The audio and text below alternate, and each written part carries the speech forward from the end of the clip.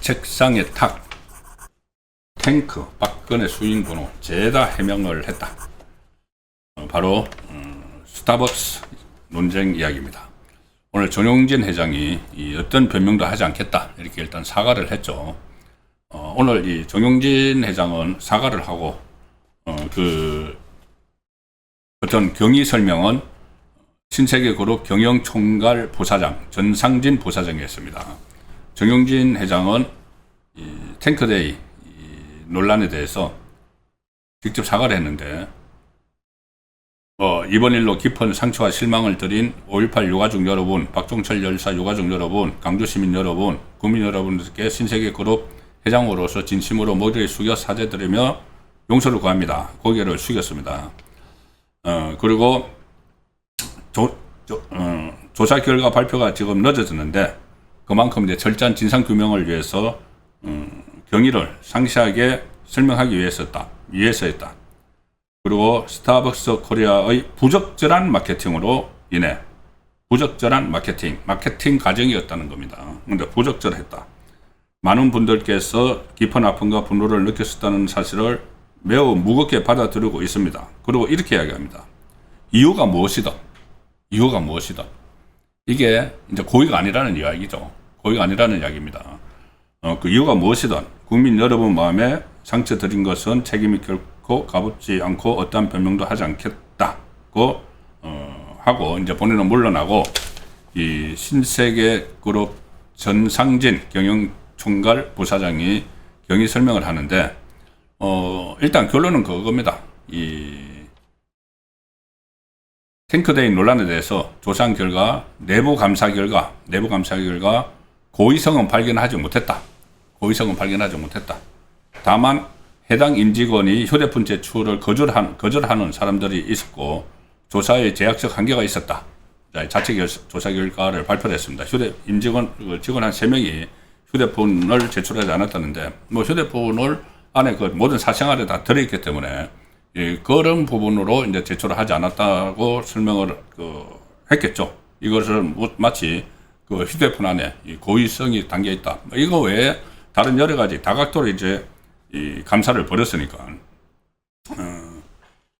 사건 발생 직후인 19일부터 일주일 동안 스타벅스 임직원을 대상으로 강도 높은 내부 조사를 진행을 했는데 고의성을 갖고 해당 마케팅을 기획했다는 사실을 입증할 수 있는 근거는 찾지 못했다는 겁니다. 그리고 어쨌든 사안의 엄중함을 고려해서 마케팅에 관련된 5명 모두 모든 직원의 직무 배제, 대표와 담당 임원을 해임 조치했다. 경찰 조사에 적극 협조하겠다. 고의성 여부가 입증될 경우 징계하고 민事형사상 책임까지 묻겠다. 그런데 지금까지 본 걸로는 고의성은 없었다. 이게 별의별 이야기들이 다 나왔죠. 그런데 일단 그러니까 이 커머스 팀, 스타벅스 코리아의 이 커머스 팀이 인원이 5명인데 5명이 이제 논의를 아이템 회의 같은 것을 했겠죠. 그리고 4단계의 보고 절차가 있었다. 팀장, 담당자, 본부장, 대표, 스타벅스 대표죠. 자, 그런데 4단계가 있었는데 그러니까 탱크데이 이거 기획을 하는 단계에서 5.18은 생각조차 못했다. 5월 18일을 한다고 해서 탱크 탁상에 책상에 탁 이거 하고 5.18하고 연결 짓는 건 생각조차 하지 못했다고 하더라. 전부 다. 이 4단계 보고라인을 거쳤는데도 아무도 거기에 대해서는 연관을 시키지 못했다. 기획하고 승인하는 과정에서 그 누구도 단 한 차례도 문제 제기를 하지 않았다. 자, 그러니까 고의성을 확인할 수 없었다. 여기에 대해서 일부 좌파 매체가 조금 전에 이제 그런 논평을 하는 것을 봤습니다. 아니, 그거를 왜 4단계 보고 절차에서 아무도 그것을 문제를 제기를 하지 않았지? 그건 고의가 있는 것 아니야? 그렇게 이야기를 하는데, 이제 저처럼, 그때 5.18 때, 저는 이제 대학생이었고, 그 정도 되는 연배에서는 혹시라도 그렇게 연결을 시킬 수도 있죠. 5.18, 그리고 박중철, 열사 사망사건 때, 탁하고 억하고 죽었다. 그때도 저희들 연배에서는 기억에 많이 남아있으니까. 그런데 이 커머스 팀 같은 경우는 아주 젊은 그 사원들이죠. 이 젊은 사원들이 5월 18일 날짜하고 탱커하고 그 탱커도 그 젊은 사원들이 무슨 뭐 군용 탱커를 생각을 하겠습니까? 자기들이 텀블러를 맨날 텀블러 이렇게 해왔기 때문에 연결을 시킬 수가 없는 거죠. 그 중간에 뭐 팀장이라든가 이런 사람들도 다 젊은 사람들이라서 그거하고 바로 연결을 안 시키는 게 어떻게 보면은 그게 합리적이죠. 합리적으로 안 시킬 수가 있다고 보는 것이 합리적이죠. 자, 일단 오늘 그 주요 된 내용 문화일보 문화일보에서 뭐 쓴 그래픽입니다. 문화일보 기사에 놓은 그래픽을 제가 좀 따왔는데 참고를 했는데 저것은 문화일보가 그 그래픽 만든 겁니다. 위에는 스타벅스 탱커데이 마케팅 논란 일지가 있고 그 다음에 내부 조사 결과가 나옵니다. 자, 커머스 팀이 임원과 경영진 보고 없이 책상에 탁 문구를 삽입을 했다. 이 책상에 탁 이 문구를 삽입을 할 때는 지금 운율을 맞췄다는 겁니다. 잠시 후에 제가 다 보여드리죠. 그리고 이게 이 책상에 탁은 운율을 맞추려고 했고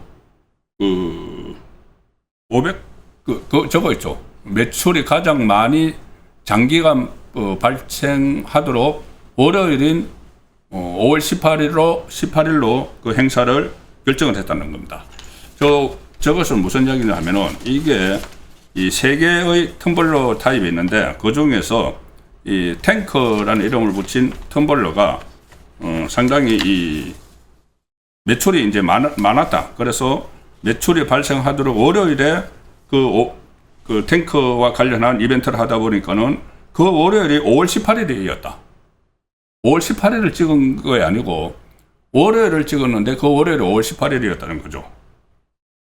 그 다음에 탱크데이 이커머스 팀이 제안을 해서 본부장과 대표이사에게 이메일로 2차례로 보고를 했다. 근데 그냥 무사 통과가 그냥 됐다는 겁니다. 이거 연결을 안 시키니까 못 시키니까는 탱크 템블러 이 네이밍 그러니까 탱크라는 이 네이밍하고 용량은 해외 제조사가 다 결정을 한 거다. 스타벅스 코리아가 한 게 아니다. 텀블러를 만드는 해외 제조사가 결정을 한 거다. 탱크라는 이름도. 탱크 텀블러 해외 제조사 물탱크에서 영감을 얻었다고 하더라. 그런데 해외 제조사에 물어본 거죠. 왜 그 탱크라고 이름 붙였어? 아, 그거 물탱커. 텀블러니까 커피 담는 거니까. 그거 크니까. 용량이 크니까는 그거 뭐 물탱커야. 이렇게 대답을 받았다는 겁니다. 외국 제조사에서 했다는 거죠. 그리고 어쨌든 회사 조사 법적 한계 탓에 해당 임원과 실무진 고의성 입증 증거는 아직 찾지 못했다. 행사 담당 직원 5명 중에 3명이 휴대전화 제출을 거부했다. 이제 사생활 문제 같은 걸로 거부를 했겠죠.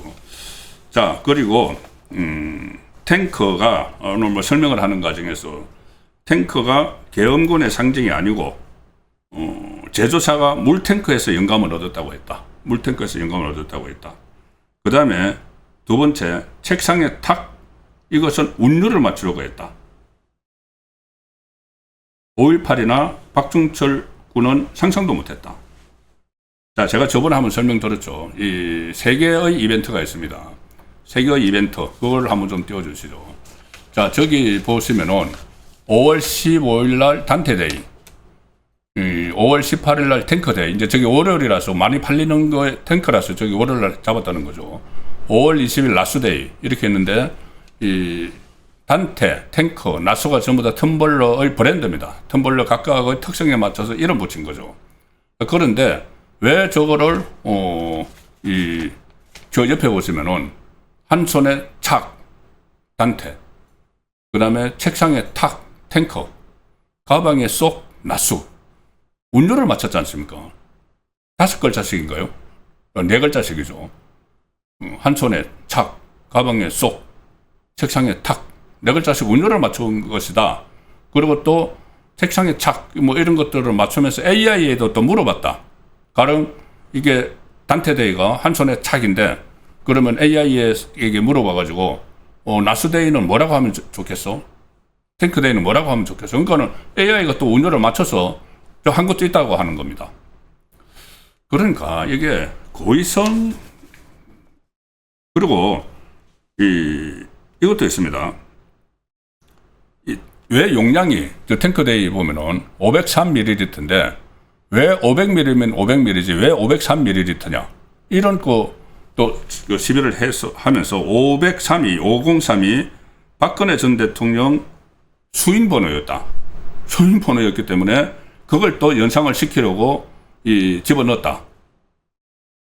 그런데 오늘 설명에서는 그거 아니고 500도 아니고 왜 503이냐 하면은 이게 17온스 그 제조하는 데서 온스 단위로 이렇게 하니까는 크기를 17온스를 환산을 하니까는 503ml가 넣은 거지. 저게 무슨 박근혜 전 대통령 수인번호. 그럼 뭐 그런 거 아무도 지금 앞으로 503이라는 거 뭐 쓰면 안 되나요? 그리고 4월 16일에 2년 전 4월 16일에 세월호 참사 주념일에 사이렌 클래식 머그잔을 출시했다. 그것이 사이렌이라는 게 어제 설명을 드렸지만은 이 지중해에서 노래를 불러가지고 지나가는 배를 끌어들여서 난파를 시켜서 수장을 시키는 그 사이렌이라는 그리스 신화에 나오는 캐릭터죠.